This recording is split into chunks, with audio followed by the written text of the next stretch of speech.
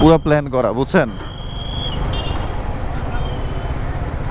কেন ভাই, কেন আসতে বলছে? আপনি কেন এটা দেখবো? আমি আমার সামনে একজন দাঁড়ানো, ওনার কথা শুনবো না, আপনারটা শুনবো? আমি এখান দিয়ে সিগন্যাল দিতেছি, বাস ঘুরতে, সেই জন্য আপনাকে সিগন্যাল দিচ্ছি, অযথা আপনাকে সিগন্যাল দিবে। বস, আপনি যদি আপনার আসেন, আপনি আমার থামা দাঁড়া করাইলেন না, আপনি আসেন, এদিকে আসেন। যদি ওই মেয়েটা বলে যে সে আমার যাইতে বলছে, তাহলে কি হবে? আসেন। হ্যাঁ, অযথা সিগন্যাল কেন দাও? দাঁড়ান দাঁড়ান, এই জায়গায় কথা না। আপনি আমাকে যাইতে বলছেন, হ্যাঁ যেতে বলছে, এবার বলেন। ভুলে ছেড়ে দিছি। ওটা তো আমার দোষ না ভুলে ছেড়ে। বস, আমার দোষ না। আপনি কি বললেন আমারে? ভুল যেহেতু হইছে আপনাকে বললাম আমি, ভাই দাঁড়ান। আমি তো দেখি নাই আপনাকে ভাই। ওনার ভুল হইছে। হ্যাঁ, তাহলে উনি আমাকে দাঁড়াইতে, আমি ওনারে বলতেছি ভাই আমার যাইতে বলছে, উনি আমার কথা শুনতেছেই না। আপনাকে বললাম না ভাই এরকম করলে আপনাদের উপর আরো। উনি ভুল বললো না ওনার। আরে বাবা, আমি কেমনে বুঝবো আপনারা ভুল করতেছেন না সঠিক করতেছেন? আমি বললাম, পরে তো আমি সিগন্যাল দিলাম। বস, আমি তো উনারেও বলছি যে ভাই আমার যাইতে বলছে, এরপর তার কোনো কথা নাই। ভুল করে বলছ, উনি তো বললো, আমি তো পরে। ভাই এরকম কইরেন না, এরকম করলে আমাদের কষ্ট। অফিস যাইতাছি, দেরি হইতাছে, আমি দাঁড়াইছি সিগনালে। এটা ভুল করে দিছি, আমি আপনাকে কিন্তু সিগন্যাল দিছি। আমি আপনাকে বললাম না যে ভাই আমাকে বলছে যাইতে? বললো যে আমার ভুল করে দিছি, বলছেন আপনাকে ভুল করে দিছি। ভাই এরকম করলে অফিসে যাইতে পারুন না, বুঝছেন? আপনাদের কথাই শুনতাছি। কাদের জন্য? হ্যাঁ, আমি কাদের জন্য আপনাদের এই পর্যন্ত আনছি? আমি ছিলাম না, আমি আন্দোলনে ছিলাম না বস, আমি আন্দোলনে ছিলাম না। দেখেন কাদের জন্য বস, আমিও তো ছিলাম। আপনারা না থাকলে কেমনে? ভাই এরকম হয়রানি করেন না, হেল্প করেন আমাদের, হেল্প কইরা শুধু শুধু এই করেন না। এই যে আমার দাঁড়া করালেন কেন? আমি আপনাদের বললাম পর্যন্ত। ভুলে সিগন্যাল ওটা তো আপনাদের ব্যাপার ভাই, আপনারা কমিউনিকেশন ঠিক করেন। আমাদের ব্যাপার হইছে, এখন এখন আপনার কোনো ব্যাপার নেই। বস, কমিউনিকেশন ঠিক করেন। এটা মেয়েটা তো বললো তার ভুল হইছে, তাহলে তো আমি কি করব ভাই? তাহলে আপনাকে আমি আচ্ছা জান ভাই যান। আরে বিল্ডিং গুলা পাই। ফেসবুকে একটা পোস্ট দেখলাম যে স্টুডেন্টরা পড়ালেখা বাদে ওরা যে কাজ দিবেন তারা ওই কাজই সুন্দর মতো করতে পারবো। যেসব এখন কথা হইলো, পড়ালেখাটা উৎপত্তি হয়েছে কোন জায়গা থেকে জানেন? আর পড়ালেখাটা কি কারণে উৎপত্তি হয়েছে? পড়ালেখাটা উৎপত্তি হয়েছে একমাত্র শুধুমাত্র ব্রেন ওয়াশ করার জন্য। আচ্ছা, এটার যে ইতিহাস এটা একটু বলি। দুইটা দেশের মধ্যে যুদ্ধ লাগছিল। একটা দেশের নাম আসলে আমার মনে নেই, দুই দেশের মানে দুই যোদ্ধাদের, স্করপিয়ান আর একটা কি জানি নাম, এরকম কিছু একটা, নেপোলিয়ান আর স্করপিয়ান না কি জানি এরকম একটা নাম। একটা দেশের সৈন্য অনেক বেশি ছিল আর একটা দেশে অল্প কিছু সৈন্য ছিল। এই যে দেশের অল্প কিছু সৈন্য ছিল ওরা না এই যুদ্ধে যাওয়ার পরে জয়ী হয়ে গেছে, আর যাদের বেশি সৈন্য ছিল তারা ওই যুদ্ধে হাইরা গেছে। এটা কিভাবে সম্ভব হয়েছে জানেন? এটার কারণ হচ্ছে যাদের কম সৈন্য ছিল তারা হচ্ছে এই পড়ালেখার সিস্টেমটা বের করছিল। পড়ালেখার সিস্টেম বের কইরা ওদের যে সেনা প্রধান বা সরকার প্রধান আছে বা যে সেনাপতি আছে যাদের যুদ্ধের অর্ডার দেয়, যারা ওরা পড়ালেখার একটা সিস্টেম চালু করছিল। ওই সিস্টেমটা হচ্ছে কি যে ব্রেন ওয়াশ করার জন্য, যে ওরা পড়ালেখা কইরা ব্রেন ওয়াশ করাবে। সো ওদের ওইটাই সফল হয়েছে।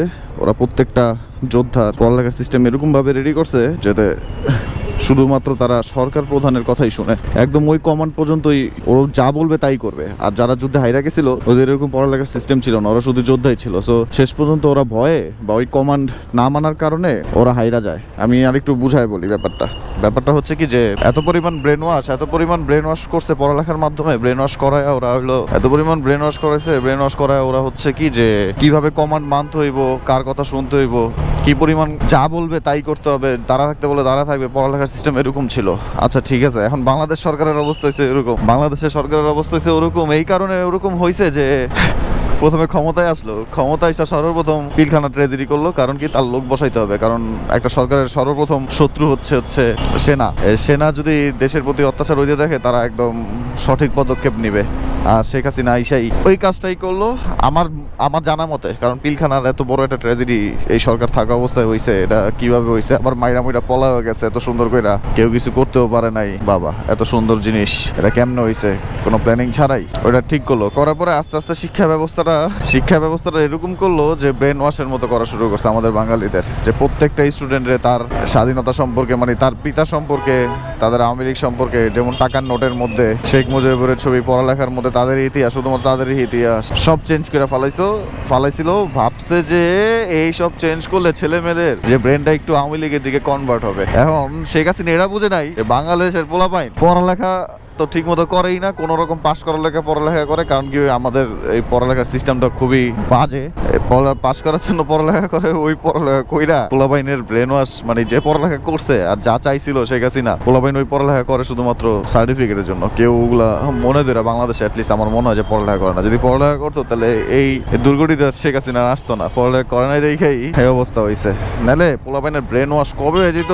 ব্রেন ওয়াশ, পড়ালেখা এটি খুবই একটা সেন্সিটিভ জিনিস। সেটা এত সহজে মানে সরকারের মাথায় আসছে, মানে কি বুঝতে পারছেন যে সে কি পরিমাণ প্ল্যান করা।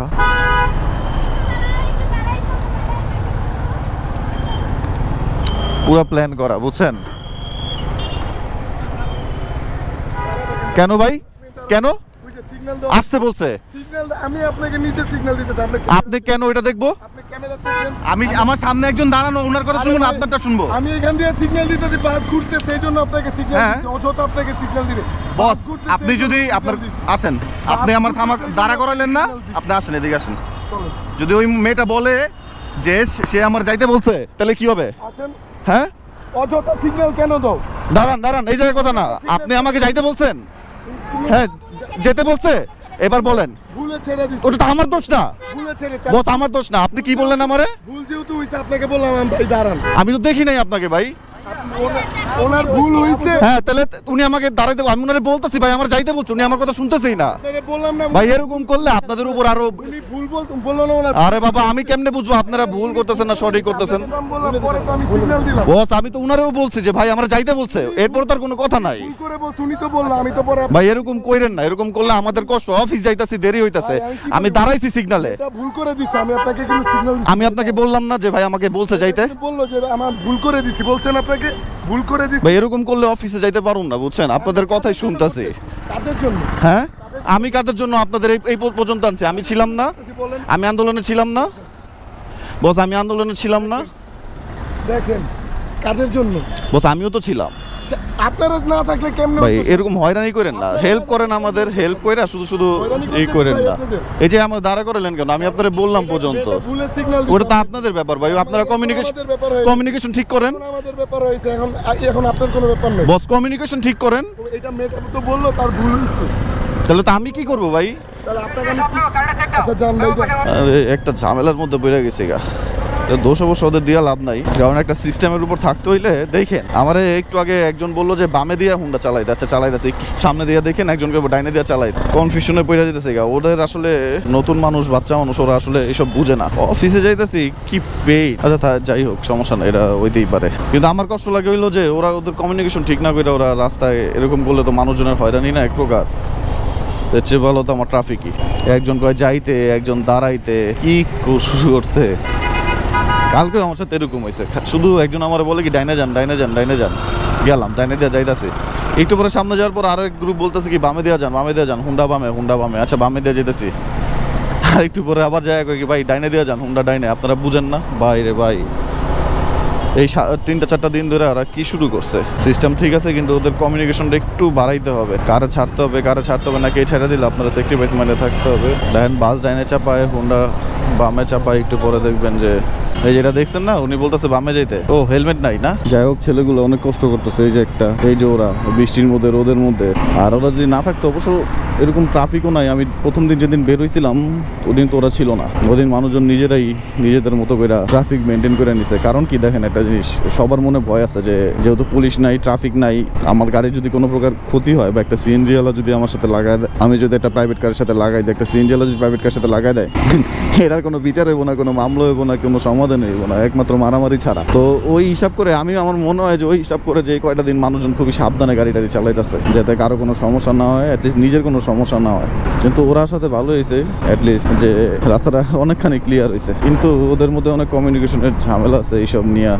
আমার মনে হয় কি এটা হওয়ারও কথা না। এটার মধ্যে হচ্ছে যে ওয়াকিটকি থাকে, প্রত্যেকটা ট্রাফিক পুলিশের কাছে ওয়াকিটকি থাকে, দিক দিয়ে ইশারা দেয়। ওদের একটা ট্রেনিং আছে, আলাদা একটা ট্রেনিং আছে, যে ট্রেনিংটা হচ্ছে স্টুডেন্টের মধ্যে নাই।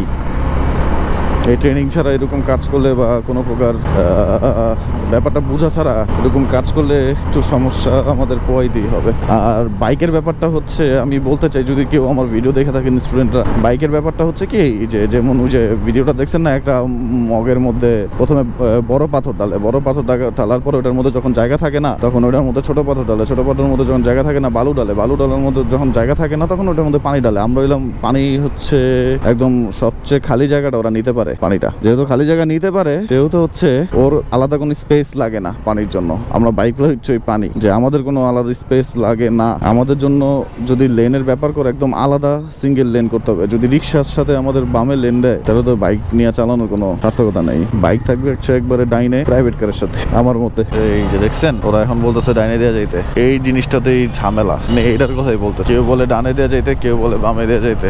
আমার এই ভিডিওর এই ব্যাপারটা খিলগাঁওর মধ্যে খুব ভালো লাগছিল, যে এই জায়গায় ওরা বস্তা দিয়া অনেক উঁচা করে দুইজন মানুষ দাঁড়ায় ছিল একদম শুরু থেকে পিস্তল নিয়া, মানে পিস্তল নিয়া গান তাক কইরা, ঝড় নাই বৃষ্টি নাই রোদ নাই, ওরা যেমন দাঁড়ায় আছে দাঁড়াই আছে। জানি না এরকম কেন করলো সরকার, সরকার এরকম কইরা নিজের পতনটা করলো। ওর মধ্যে যে হিংসা, সরকারের মধ্যে একদম প্রতিহিংসা ফুইটা উঠছে, মানে এতটা ওর মধ্যে, সরকারের মধ্যে এতটাই প্রতিহিংসা তৈরি হয়েছিল যে ও ভাবতেছিল যে ও ছাড়া আর কোনো কেউ নাই, ওরা কেউ আটকে রাখতে পারবে না, দাবা রাখতে পারবে না। যাই হোক সুন্দর লাগছে একটা জিনিস যে আজকে হচ্ছে নাইমা গেছে কি বলে আনসার, এই হচ্ছে রাস্তাঘাটের সার্বিক পরিস্থিতি যেটা আমাদের সাথে ঘুরে যাচ্ছে। আর জিনিস ভালো লাগছে কি স্টুডেন্টরা যে ময়লা উঠাইছে রাস্তাঘাটে, এখন পর্যন্ত ময়লা উঠাইতেছে। শুধু ময়লা কি ওই যে দেশ পরিষ্কারের জন্য ওই ময়লা না, দেখেন কোনো জায়গায় ময়লা নাই, পুরো রোড ক্লিন। আর বাই দ্য ওয়ে আজকে হচ্ছে শুক্রবার, শুক্রবারে ওরা করতেছে এরকম। So that's all. এই যে গাছ লাগাইতেছে স্টুডেন্টরা, মানে আমরা যা যা ক্ষতি করছি, যেমন স্প্রে দিয়ে রোডে লেখছি, দেয়ালে লেখছি, হইতে পারে ওই যে কিছু অসাধু লোকজন আইসা গেটের ভাঙা দিছে, ওগুলো অন্য ব্যাপার, ওগুলোর মধ্যে স্টুডেন্টরা আসলে জড়িত না। আর ওগুলো দেখছি ওগুলো হচ্ছে ওই যে থার্ড ক্লাস টাইপের মানুষ আছে না, মানে আমি কিছু বলার নাই, টোকাই নেশাখোর, ওরা এসে এগুলো ভাইঙ্গা টাইঙ্গা পুরো এক করে ফেলাইছে। এটা নিজের স্বচক্ষে দেখা, কোনো ভালো মানুষ এগুলো করে নাই, কোনো স্টুডেন্ট এগুলো করে নাই, কোনো সাধারণ মানুষ এগুলো করে নাই, এগুলো হলো অসাধারণ মানুষেরা করছে, যাদের বাংলাদেশে রাখার কোনো প্রয়োজনই নাই। একটা বিষয় হচ্ছে আমরা চেষ্টা করি ঠিক আছে সবসময় একটা সার্ভিস লেন দেওয়ার জন্য, যে ইমার্জেন্সি কোনো সার্ভিস লেনের জন্য।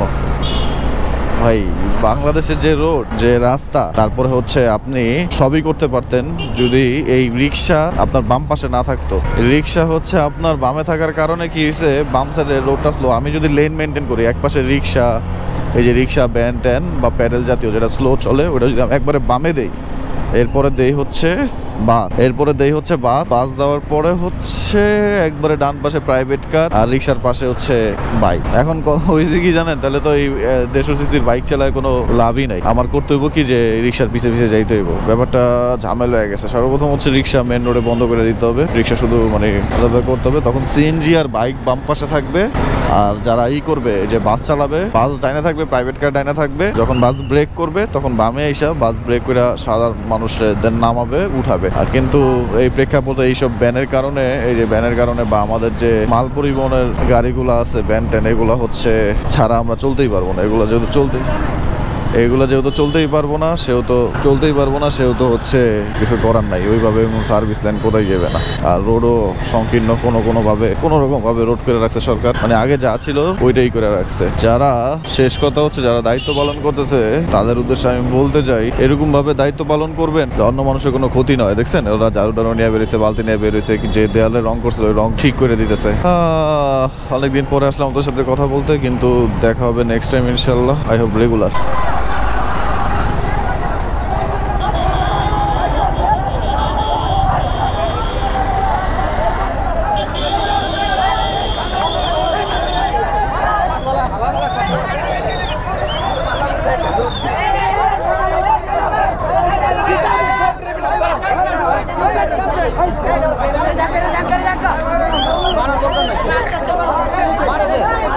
ফাউল করছে।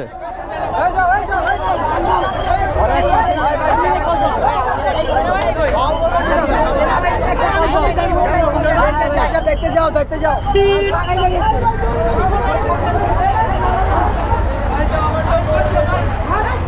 ভাই কি করছো? চিন্তাই করছে। ঠিক আছে তাহলে, ঠিক আছে, ওরা আরো মাইর দেওয়া উচিত ছিল।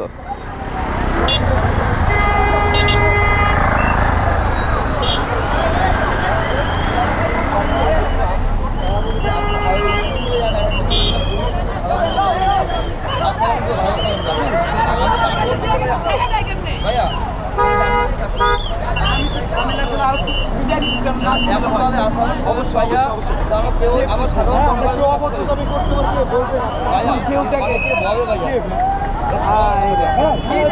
বলে ভাই সাধারণ জনগণ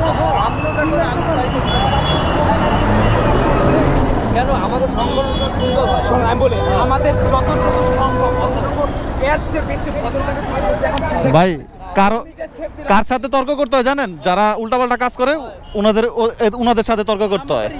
ছাড়াই নিজেদের আর আপনি যেটা বলতেছেন ওটা হলো যে যদি আপনি ওই খারাপ লোকের সঙ্গ দেন তাহলে ওনারা রং।